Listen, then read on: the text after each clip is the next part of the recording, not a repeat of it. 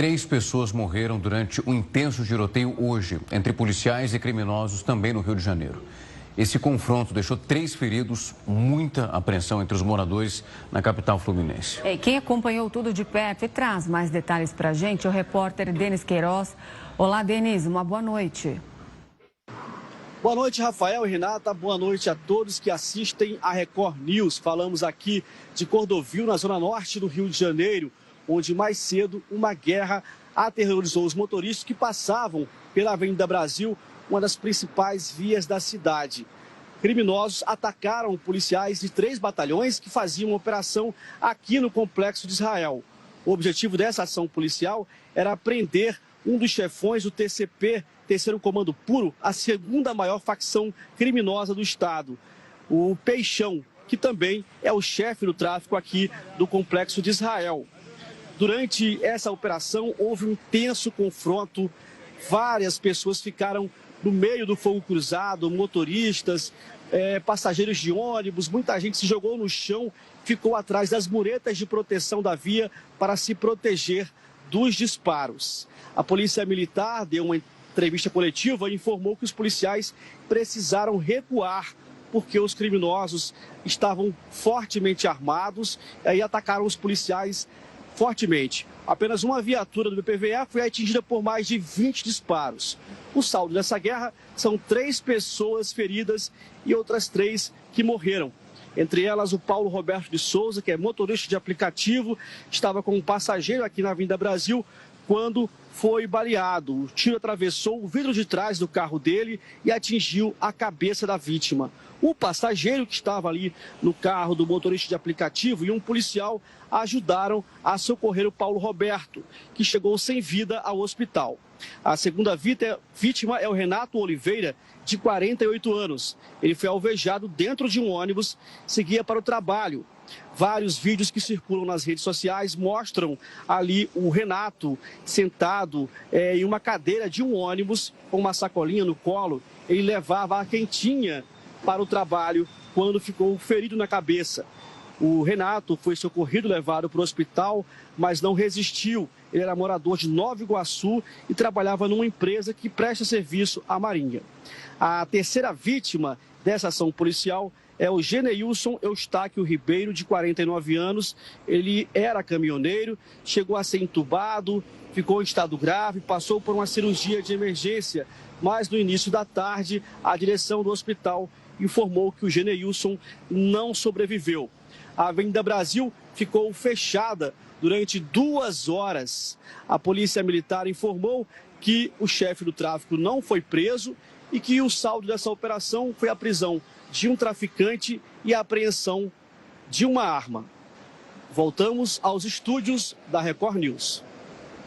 O governador Cláudio Castro se pronunciou sobre esse episódio. Ele considerou a reação dos criminosos envolvendo essa operação, olhando para a polícia, um ato de terrorismo. Hoje o que a gente viu foi um ato de terrorismo. Não dá para classificar de outra forma, até porque é só ver como foi a configuração. A polícia estava de um lado e a ordem foi atirar nas pessoas que estavam de outro lado. Então não foi uma troca de tiros que acertou as pessoas, não. Esses criminosos atiraram a ermo para acertar pessoas de bem que estavam indo trabalhar. Essa é a verdade. Inclusive, um dos ônibus que foi alvejado era do outro lado da comunidade, onde estava tendo a operação, sequer naquele lugar era. Então, não foi uma operação da polícia que fechou, não. Foram os criminosos, e aí a inteligência fala que nós chegamos muito perto de um grande líder dessa facção, e para dissipar a polícia, eles então resolveram atirar nas pessoas deliberadamente. Para comentar sobre mais esse caso de violência no Rio de Janeiro, nós recebemos agora o especialista em segurança pública e professor da FGV, Rafael Alcadipani. Olá, professor, uma boa noite. Seja muito bem-vindo ao Jornal da Record News. Boa noite, é bom falar com vocês. Professor, bom, nós estamos falando de Rio de Janeiro, local aí onde há muito tempo já a violência se faz presente por meio do crime organizado. Mas eu tenho a impressão que em alguns momentos parece que a situação sai completamente do controle, como o que tem acontecido nos últimos dias. Eu sei que a resposta é complexa, mas o que está acontecendo com a segurança pública do Rio de Janeiro?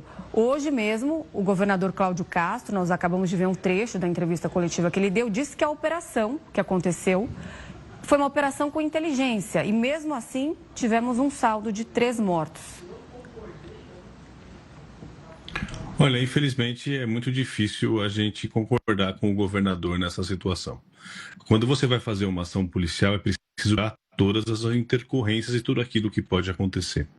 É altamente povoada, onde você tem uma circulação grande de pessoas, onde você tem uma circulação grande de tráfico, e sabendo que tudo bem, que os criminosos fizeram aquilo que está sendo dito, que eles atiraram com pessoas, isso talvez deveria estar nos planos que foram feitos a respeito disso. Agora, a questão é muito maior do que essa única questão específica. O Rio de Janeiro ele tem um problema crônico de corrupção, ele tem um problema crônico de infiltração do crime organizado nas estruturas do Estado. A gente tem toda uma problemática que ocasiona esse tipo de coisa e faz com que as ações elas sejam ações que acabam não resolvendo o problema. É muito mais inteligente você pegar os imóveis, você pegar o dinheiro, a questão, o lado financeiro dessas facções criminosas. Isso funciona e tende a gerar menos transtorno para as pessoas que estão altas. E quando é necessário fazer uma operação policial, é claro que há momentos em que sim, que a polícia precisa, que é preciso usar a força policial, é preciso ir com meios que sejam meios condizentes com a resistência que você vai se encontrar. Não é aceitável uma instituição que está aí lidando há tanto tempo, não tem informação de qual é a força de fogo que ela vai encontrar para você usar os meios. Então, infelizmente, é mais um caso de falta de articulação, de uma falta de cuidado da segurança pública no Rio de Janeiro e que não é uma exceção. A gente está aqui semana sim, semana também, vendo absurdos acontecerem no Rio de Janeiro. Professor, eu queria ouvi-lo e usando o que foi dito pelo governador do estado, dizendo que parte da responsabilidade ele necessita que nesse instante o governo federal tome alguma atitude. Ele fala que as armas que foram apreendidas e tamanha violência, tudo isso tem uma base de armamento, algo que vem de fora e que o estado não consegue lidar com isso nesse momento. A gente está lembrando também do estado que já passou por intervenção, momentos que foram muito delicados e com resultado que não foi tão satisfatório. Essa responsabilidade realmente ela é dividida, como disse hoje o governador em coletiva de imprensa? É claro, essas armas não deveriam estar entrando pelas fronteiras brasileiras, que são extremamente porosas. A gente tem uma deficiência de agentes na Polícia Federal, uma deficiência de agentes na Polícia, na Receita Federal, também na Polícia Rodoviária Federal, que cuidam dessas fronteiras. A gente tem uma falta de investimento nas nossas Forças Armadas. Isso é um lado da situação. Agora, muito depois que isso acontece, que 3 pessoas são mortas, você jogar para o governo federal tentando eximir a sua responsabilidade. É uma necessidade urgente de se analisar quando se faz uma operação policial as consequências que podem acontecer e eu tenho certeza que a vida dessas 3 pessoas não valiam a prisão de que pessoa que fosse, quão importante fosse essa pessoa. Por isso que a gente está lidando com vidas humanas. Parece-se que o governo esquece, às vezes, que a gente está lidando com um ser humano. É um pai de família que não vai mais poder ver o seu filho. Isso é extremamente grave. E, infelizmente, isso tende a continuar acontecendo na medida em que você tende a criar desculpas para fugir de um problema que são parcialmente verdadeiras, mas que tentam eximir completamente de responsabilidade a ação do governo, de um governador que deveria ser responsável pela vida das pessoas. Professor, nós temos uma PEC da segurança pública que está parada lá para ser debatida, analisada no Congresso, algo que já deveria ter sido levado para frente e que está lá parado neste momento. O que essa PEC prevê e você acredita que ela pode trazer soluções para lidar com esse problema de segurança do Rio? Olha, infelizmente a gente não tem muitos dados ainda dessa PEC. Ela fala a respeito de criar uma polícia ostensiva federal e algumas outras ações, mas, Renata, a gente não vai resolver com PEC, a gente precisa ter competência na articulação de esforços. Quem conhece um pouco da segurança pública sabe a forma amadora com que os governos fazem a gestão de segurança pública, sabem da forma amadora com que se lida com as questões de segurança pública no Brasil. É cada polícia atuando isoladamente, não há uma integração de esforços, raramente integração. O Rio de Janeiro ainda acabou-se com a Secretaria de Segurança Pública, né? Há um tempo, agora voltaram, mas assim, sem novo, sem uma governança funcionando. O que falta é uma ação, é uma forma de gestão competente, é você lidar com evidências científicas e não ficar fazendo invasão a esmo sem o plano adequado. Quando uma ação. E assim, e é claro que, de novo, né? É preciso reforçar que as polícias do Rio de Janeiro, tanto a militar quanto a civil, elas trabalham em um contexto extremamente extremo, em um contexto praticamente de guerrilhas urbanas que poucas forças de segurança enfrentam no mundo, né? Então existe aí uma necessidade de levar em conta essa dificuldade que a polícia possui. É por isso que a gente precisa ter nos governadores que da sua polícia, que faça o investimento em pessoal, que faça o investimento em inteligência, que faça o investimento em capacitação, porque o Rio de Janeiro saiu completamente do controle. Agora, mais uma vez, o grande problema ali é a corrupção entrando nos vários níveis de Estado. É a corrupção que vai corroendo qualquer possibilidade de se com as políticas de segurança pública, que seja uma política de segurança pública que dê uma resposta mínima a um Estado caótico, que é o caso do Rio de Janeiro hoje. Professor, eu queria analisar um outro ponto com o senhor. Nós acompanhamos, inclusive, uma porta-voz da Polícia Militar. Eles foram hoje muito questionados sobre quando recuaram no momento mais delicado e os disparos aconteceram e vários armamentos foram utilizados para atingir as pessoas que passavam ali pela Avenida Brasil. A afirmação que foi dada é que eles foram surpreendidos pela capacidade bélica que os traficantes ali, as pessoas daquela região tinham.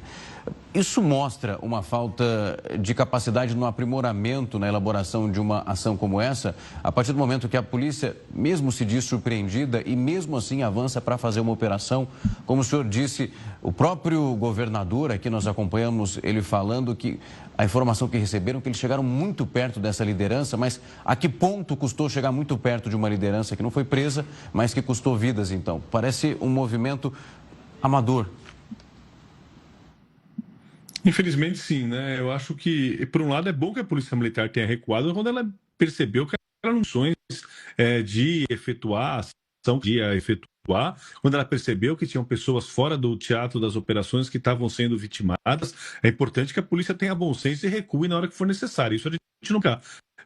Com certeza, o recuo foi feito para preservar vidas.